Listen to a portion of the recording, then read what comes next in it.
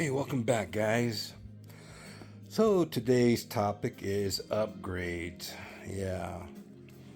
Now with this Fender Contemporary Squire, I have decided on upgrading it. Not because it doesn't sound good. It's because I'm trying to accomplish two things here. Um, I'm asking myself, why does my Firefly guitar tremolo, which is not a real Floyd Rose, why does it play better than the Floyd Rose, like let's say on my Charbel? Even though, is it counterfeit? Is it real? I don't know. This thing always comes to zero. So it makes this guitar a really enjoyable guitar to play around with, especially with the Floyd Rose. It's nice. This one, however, does not even respond the same way. Once I get on the Floyd Rose, it gets all fucking stupid, man. So I was like, well, let me shop around. Maybe, is it because the model of this particular one is so shitty? Is that it? Maybe. I've heard about that. I don't really know. I'm not a genius, man. So I went to the Floyd Rose website and I purchased this one. This is a Floyd Rose Special 1000 with black metal. Yeah, black chrome. It looks pretty badass. It comes with a new spring, new hardware. You get everything to post. You get the Allen wrenches and the spring. So you can do the whole 9 yards here. So what am I trying to achieve? Well, I also bought these pickups from Temu. Two of them. One is a bridge and one is a neck. And I want to mount them in the guitar. And I'm hoping that they'll sound decent. I don't really know, but how am I going to achieve that is pretty simple. I'm going to, my goal here is to kind of change the aesthetics of the guitar, kind of change the aesthetics of the guitar. And I have a lot of blank pick guards. I actually have another black pick guard, double humbucker. I'm going to keep the assembly of the original intact. I'm just going to unsolder from the jack, and then not even from the jack, but from the volume pot. I'm going to unsolder the leads there, and I'm going to build a new loaded pick guard. So I'm anxious to know. Not really anxious, but I want to know, are these really going to sound any better? I got these from Temu. They're about $20 a piece. I have no clue how they sound. They have some decent weight to them. They look really nice. It's metal. It's not plastic. It actually is a metal cover. So I'm hoping they sound nice, but I'm not going to wire them in just a traditional three-way. I'm actually going to wire them with a super switch. Now, I've seen double humbuckers wired with a super switch. Now, a lot of times a super switch can be a little nerve-wracking or a little intimidating, but it's really not that bad. Now, I've actually never I just looked at diagrams and said, oh, okay. Now, I've become very comfortable with wiring all of my pickups, especially if I have to, redo, like with the Mexican Strat over there. I had to solder in new pots, and I already know how to do that traditional type of soldering, or a three-way double humbucker. And there's tons of information on YouTube for all of that. You just have to get used to soldering, and you want to invest in some good soldering tools and some good solder. You need to spend the time in learning those things. Upgrades. No matter if you're trying to upgrade a computer or upgrading a guitar, the reality is you're never going to get your money back for the time and the investment of such things. It's just not. You never. That guitar, that Firefly, even if I wanted to upgrade the pickups, you're never going to get your money back. You can drop in a couple Seymour Duncans or DiMaggio's, but if you were ever to resell it, the first thing people see is like, oh, it's a Firefly. Yeah. They may like it, it may look badass, but names do sell. That's just, unfortunately, that is the name of the game. Names play a big part in our society. Sony, you know how it is, Toyota. Um, and as consumers, we are drawn to certain names. Um, Even Floyd Rose, but the Chinese have done a good job of making counterfeits, so who knows? My point in this video is when you take any imported guitar, because this is even imported. However, the name, this Squire and this particular Squire, does appeal to a lot of people because it's not your standard type of Squire. You know, it's got a different radius neck. You know, this has a 12-inch radius neck. And the body, I believe, is a fuller body, a real body. I'm going to get to that later. And so this particular one I really like. The playability of the neck is really comfortable for me. Better than a 9.5 radius. I like this. This is my preferred radius. It's a 12, definitely. I love a 12-inch radius. The radius on that is really, really nice too. And I think that is, I think this is a 12. I'm not sure if it's compound. I forgot. It could be a compound radius, but I'm not going to get into that right now. So upgrades. If you're planning on upgrading a Firefly, a Feasley, a Leo James, just remember, guys, when it comes to reselling that instrument, if you do happen to resell it, you're never going to get your money back for your time and for the investment. Nobody really cares.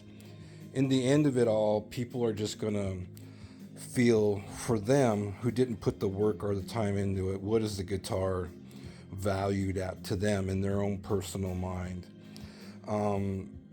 Because, you know, you put locking tuners on a guitar, you change the humbuckers or the pickups, you change, you know, all of the electronics to CTS and this and that and blah, blah, blah. And, you know, you're trying to get your money that it's never going to happen. Very rarely will you ever get your money back. So unless you're planning on really keeping the guitar, don't waste your time on upgrades, because if you ever get tired of it or bored with it, you're going to lose your ass on it. And that's the truth about upgrades. You never get your money back on upgrades. Even when it comes to computers, you know, probably kind of in that same field, you know. When you start upgrading computers and you start selling it, you know, if the name of the computer isn't like Alienware or something like that, you normally don't get a lot of money on upgrades. Today, the computer industry or the market is really full of shit. So it's really not your time on upgrading your computers or trying to sell them. Now, when I get something like this, you know, I do a simple maintenance of cleaning it out, adding new thermal paste, because I know it's never been done probably before. And this is an older all-in-one MSI. It's got a nice little built-in GPU, but again, how long's it been since it's been changed? I don't really know, but I've been building computers for, you know, 15 years plus, so it's not a big deal. I was going to add a new SSD drive, and I was like, wait a minute, I need to stop, because this all-in-one doesn't have a big retail or even resale value. So what is the point of me upgrading this? Because I know I'm not going to keep it, you see. So, and like an idiot, I went ahead and bought a Blu-ray burner, because if someone was to buy this, they can actually watch Blu-ray movies on it and make it a nice little entertainment. So I'll probably be able to resell this and recoup my money for the Blu-ray drive that's coming in. But this is not a, this I actually will make a little bit of profit off of this.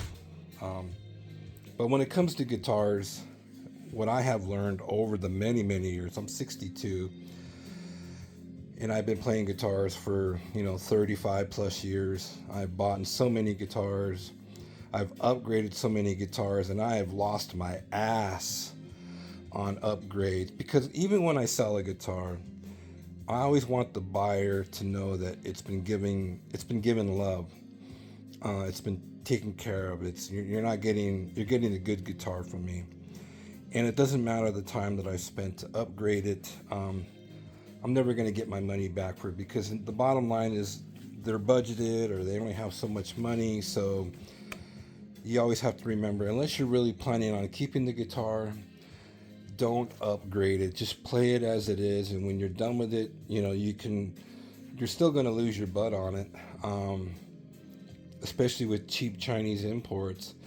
You upgrade it, all you basically got is an upgraded piece of crap that nobody really wants. It may be nice for you, but to another person, they're looking to get the bottom dollar on your guitar, and they're saying, yeah, well, thanks for upgrading it, but it's only worth me about, maybe 200, 250. And you're like, huh?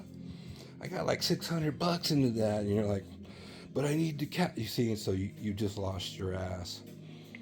So when it comes to upgrades, keep in mind of what I'm telling you. That my experience is, you're never gonna. If I was to ever sell this guitar, I'm never gonna get my money back for this. Nope. I'm never gonna get my money back for that. And those aren't nothing really big. But what about my time in upgrading it, or my time in adding new pots and an orange drop and a super switch? No, forget it. They're basically going to say, what is the value of the instrument? They don't care about the electronics so much. And a lot of times it's just, people are just really, giving you pennies on the dollars. Instruments don't always have a big return unless they're, like a Ernie Ball Music Man, or a Ibanez, prestige model. Super high-end guitars retain good value, but lose a lot. Take, for example, this PRS SE. Even if I was to upgrade the humbuckers here, I'm never going to get my money back on that. So I don't ever think I'm going to upgrade this, because I'll never get my money back on it. If I was to drop in a couple Seymour Duncans, hey, the guitar would be awesome. But it's not like my number one guitar, and it's not like I only have just a few. No, It's not the case. I mean, I got a whole closet of fucking guitars, so this has got to stop. I got like 20 something guitars. These are all electric guitars, but I pretty much like these guitars, so but I really got to narrow it down about which ones I'm going to keep. I got acoustics. These are all electrics here. And don't forget, I got 4 electrics here in the ground. I just finished with this one, doing the electronics, new pots. I've been having a lot of fun with this Firefly. Just a fun guitar, man. That counterfeit Floyd Rose, man. I don't know what to say about it. And then when I got this one in, there were some guys that didn't like these humbuckers. I thought they sounded okay. Nothing crazy, but what makes me want to upgrade it is because I want to enjoy more of this guitar. So I love the neck. I love the way it plays, playability wise. But this is another thought. This is an afterthought. Well, what about when I got on the Floyd Rose here and I started, doing dive bombs? It went out of whack big time. Like, it just has no real stability. So maybe this can be changed out. And since I'm doing that, let me just see what else I can do. Maybe change the aesthetics of it. But I'm planning on keeping this, so it's my time, my investment. I'm not doing it for resale value. And even if I was, I don't think I would ever upgrade it to resell it. I would just play it and then sell it the same way I got it. That way you don't lose too much. Because sometimes you'll buy a guitar on Reverb, let's say you bought it for $400. Well, someone's going to offer you $250 to $300 for it. You're never going to get your money back a lot of the times, unless you're buying and you got a good deal. Let's say you bought it for, $250. You could probably sell it for $350 or $300, make $50. But if you invested in new pickups, And let's say you didn't have a Floyd Rose and you invested in locking tuners, you're just not going to get it. And a lot of guys have to learn that lesson, unfortunately. I saw a guy on Facebook Marketplace selling a Fender Players 2 Strat with I think it had a flame maple top, and he did all this crazy shit to it. He was asking $1,500 for it. I was like, dude, you're dumb, bro. Why would anybody buy a Fender Players 2 for $1,500 when you can get them used, for $500? Like, that's just dumb. 500, 600, whatever, depending on the model. But he was trying to sell his for $1,500 because he invested in new pickups and a new pot and a fancy S1 switch and blah blah. It's like, fuck. Okay, good luck.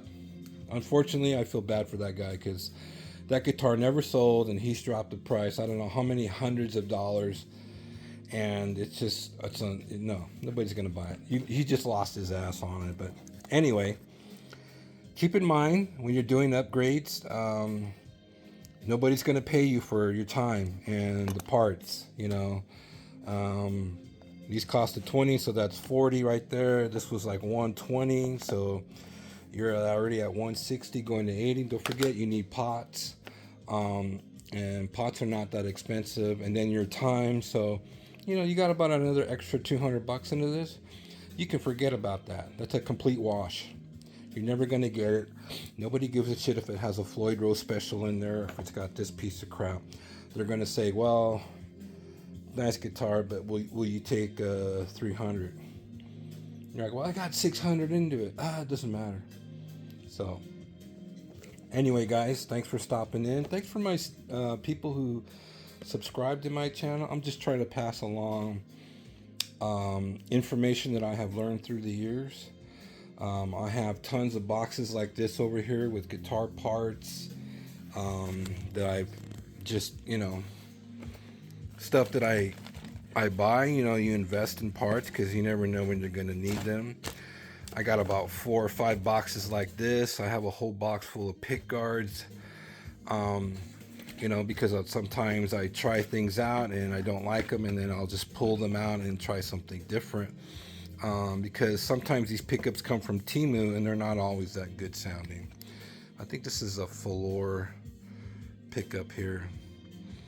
For some reason I didn't like it, but I just realized that maybe because I used the wrong pot. This is a B instead of an A, but it doesn't really matter. I mean, it's a nice pick guard. It can fit in just about anything, but I can always use the pick guard for something else, another project. Some things just don't always work out. But it's nice to learn, and I'm going to learn a little bit about another thing that I will be teaching myself about this particular Floyd Rose versus the one actually purchased from the Floyd Rose website. I'll also be teaching myself how much different even the spring quality is versus the springs that came from that particular factory. Everything else is pretty even. I'm sure these posts make a difference. And so everything it's a learning curve. And then the big learning curve is using the super switch.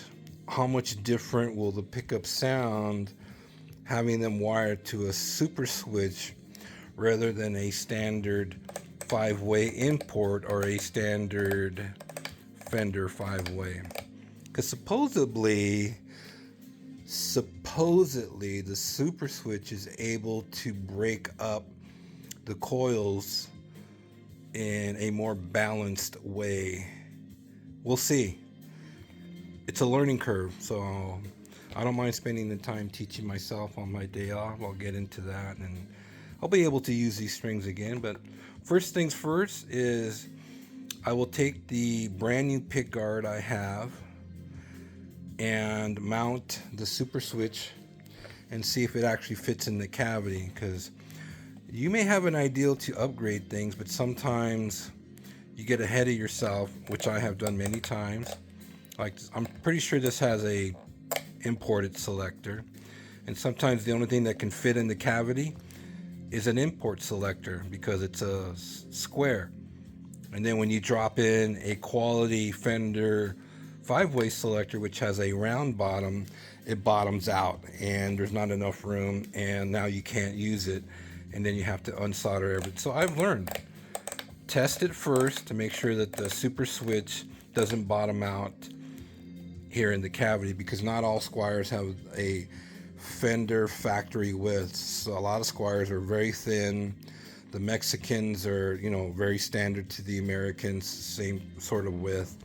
So you just never know, but you have to, as they say, measure twice, cut once. And you have to do that here too. Before you start doing a lot of things, just make sure that, your selector has enough room to fit in the cavity, because that's usually the one thing that you will always run into is, does the selector, the quality selector, a Fender 5-way, a Fender 3-way, or a super, does it really fit into the cavity? Because if you don't measure it, if you don't test it first, then you can build a loaded pickguard and find out that you're not going to be able to use it. Not in this particular body, but I don't really know that yet, so I'm going to find out. But this is a nice guitar. It's got a beautiful metallic pewter type of silver. It's really, really nice. Beautiful. I love the neck. Yeah, it's a great, nice guitar. So that's going to be my project. I'll let you guys know in the upcoming weeks how it all worked out, but I'm going to get this put back together and list it for sale, because I don't need that. I already have enough computer junk and there's no sense. But I got it on a trade, so I'm ahead on this, even though I spent $50, I think, for the Blu-ray drive. I'll still be able to make my money back on it, because even if I sold the whole thing for $50, remember, I got $40 for my other tower, and I still kept quite a few critical parts from that tower and sold it, actually traded it and got $40 plus this unit. So if I sold this for $100, it's all in one, it would be worth it to the buyer, because then they can enjoy Blu-rays. They don't have to worry about thermals, because it has new thermal paste, and it's a nice screen, 27-inch screen, all in one. You could probably do some decent gaming, 1080p type gaming. But I was going to put an SSD drive in there, like I said, but it's got the right stuff. It's got a little micro SSD drive to compensate for the boot up. I'm just going to put it back the way it was. I'm going to keep the SSD drive for another project. It's a 1 terabyte SSD drive. I'll save that for something different. I'm not going to invest more money into this than I know I'm not going to get out of it. This only has so much value. And like any other guitar as well, they only have so much value to them. And they only have the value of a buyer who's willing to pay and what they're willing to offer you. So be careful with the upgrades, guys. A lot of times, most guys end up with an upgraded cheap guitar, and they're never going to get your money back for it. This, I'm never going to upgrade it. It's never going to be profitable to upgrade that. It's fine the way it is, If it wasn't, I think I would have sent it back. If these pickups sounded like horrible microphonic pieces of crap, I don't think I would have kept this guitar. Same thing with the PRS, If these pickups were really just like, ugh, I wouldn't have kept it, because, I'm not going to upgrade it, so I want it to be enjoyable out of the box. This is very enjoyable out of, when I bought it from Reverb. But I also want to give myself the challenge of now wiring to a super switch with these pickups and this new Floyd Rose Special. What will I learn? I don't know. We'll find out. All right, thanks for hanging out, guys, and as always, take care. And yeah, so that's the real honest truth about pickup or upgrades. Just remember, you're not gonna get your money back on upgrades. Very rarely. It just usually doesn't happen in the guitar world.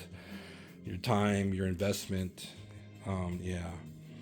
So have a blessed day and take care.